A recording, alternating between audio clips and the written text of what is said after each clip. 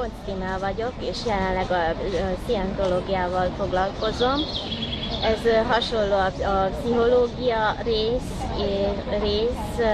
az életről szól, a köznapi életről, a lélekről, a halálról, és kommunikációról, hogy kell kommunikálni emberekkel, főleg a felső vezetésben is jó lenne ezt megtanulni, mert nagyon hiányos ez a rész.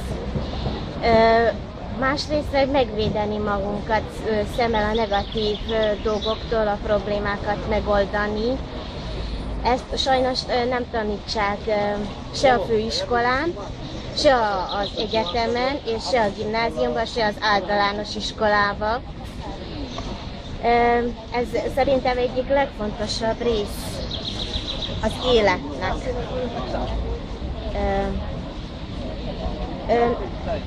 Sok negatív dologért, sok rossz dologért, sajnos a közhelyeken is, és így úgy döntöttem, hogy filozófiával fogok foglalkozni jelenleg, ez csak egy melléktudományi ág, és én egy nagy pozitív dolgot látok benne, hogy hogyan védjem meg magamat a kül dolgoktól, a kül negatív dolgoktól, aminek engemet nagyon rosszul érintett, mint becsületes személy.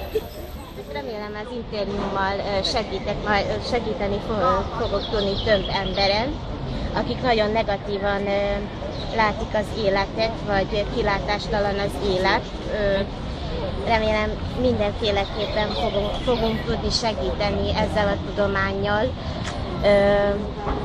Munka, élet, szerencse, bármilyen megoldást segíthetünk ezáltal.